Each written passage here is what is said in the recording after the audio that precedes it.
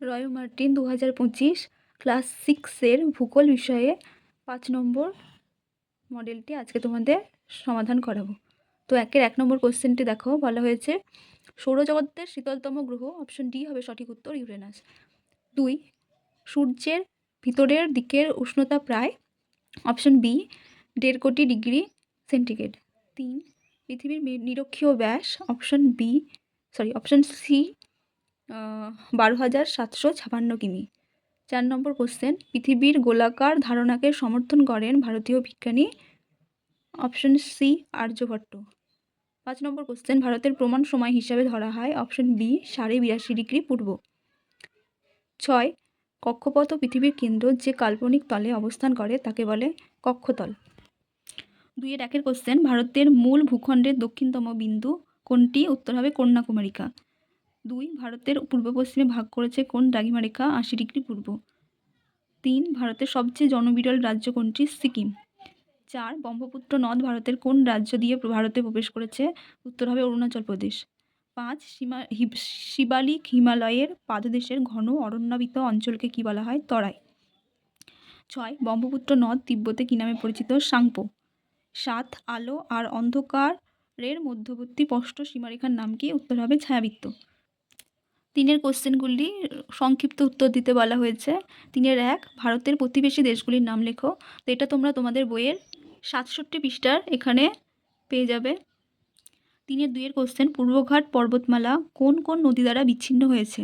উত্তর হবে গোদাবরী, কৃষ্ণা ও কাবেরী। 3 নম্বর কোশ্চেন, পশ্চিমবঙ্গ ছাড়া আরও কোন কোন রাজ্যের সীমানা বাংলাদেশকে স্পর্শ করেছে? তো পশ্চিমবঙ্গ ছাড়া কোন কোন রাজ্য বাংলাদেশকে স্পর্শ করেছে সেটা তোমরা এই ম্যাপটি থেকে দেখতে পাবে। ত্রিপুরা, আসাম, মেঘালয়, এই 3টি রাজ্য মিজোরাম বাংলাদেশকে স্পর্শ করেছে। ত্রিপুরা, আসাম, মেঘালয় ও মিজোরাম।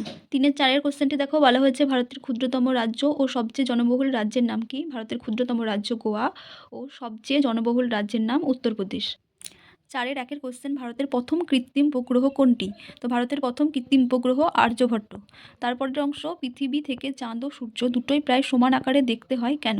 তো এই কোশ্চেনটির উত্তর তোমরা পেয়ে যাবে এখান থেকে তোমরা এটা পড়তে পারো। 2 কোশ্চেন, একটি বৃত্ত অঙ্কন করে নিরক্ষরেখা, কর্কটক্রান্তি রেখা ও মকরক্রান্তি রেখা চিহ্নিত করো ও তাদের নাম লেখো। তো এই কোশ্চেনটির উত্তর তোমরা এখান থেকে পেয়ে যাবে। 3 নম্বর কোশ্চেন, উষা ও গোধূলি বলতে কি বোঝো? তো এটা তোমরা তোমাদের টেক্সট বইয়ের 26 নম্বর পেয়ে যাবে। এখানে দেখো উষা ও গোধূলি কাকে বলে সেটা দেওয়া আছে। 4 নম্বর কোশ্চেন, স্থানীয় সময় ও প্রমাণ সময়ের পার্থক্য লেখো। তো এটা তোমরা এখান থেকে তোমরা লিখতে পারো স্থানীয় সময় ও প্রমাণ সময়ের পার্থক্য। 5-1 নম্বর কোশ্চেন, গঙ্গা নদীর গতিপথ সম্পর্কে আলোচনা করো। এই কোশ্চেনটির উত্তর তোমরা এখান থেকেও লিখতে পারো বা বই থেকেও লিখতে পারো। 2 কোশ্চেন, ভারতের উপকূলীয় সমভূমি সম্পর্কে লেখো। তো এটা তোমরা তোমাদের বইয়ের 77 পৃষ্ঠায় পেয়ে যাবে। এখান থেকে তোমরা লিখতে পারো ভারতের উপকূলীয় সমভূমি অঞ্চল সম্পর্কে। এইটা এখান থেকে এতটা। 3 কোশ্চেন, মধ্যভাগের উচ্চভূমি ও পূর্ব ভারতের উচ্চভূমি প্রাকৃতিক বিভাগ ও নদ নদীর নাম লেখো। পূর্ব ভারতের উচ্চভূমি সম্পর্কে এখানে দেয়া আছে, এখান থেকে তোমরা পড়তে পারো। তারপরের কোশ্চেন, কয়াল কাকে বলে? তো এটা তোমরা পেয়ে যাবে তোমাদের বইয়ের 77 পৃষ্ঠায়।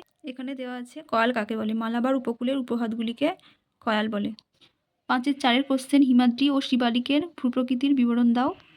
তো এই কোশ্চেনটির উত্তর তোমরা তোমাদের পাঠ্য বইয়ের 71 পৃষ্ঠায় দেখো, এখানে হিমাদ্রি সম্পর্কে দেওয়া আছে, এখান থেকে তোমরা পড়বে। ও 72 পৃষ্ঠায় শিবালিক সম্পর্কে দেওয়া আছে, এতটুকু পড়বে তাহলেই হবে। পরের কোশ্চেনটি দেখো, এখানে দেওয়া আছে কৃষ্ণা ও কাবেরী নদীর উৎসের নাম লেখো। তো এটা তোমরা তোমাদের বইয়ের 76 পৃষ্ঠায় পেয়ে যাবে। কাবেরী নদীর উৎপত্তিস্থল কর্ণাটকের ব্রহ্মগিরি ও কৃষ্ণা নদীর উৎপত্তিস্থল পশ্চিমঘাট পর্বতের মহাবালেশ্বর।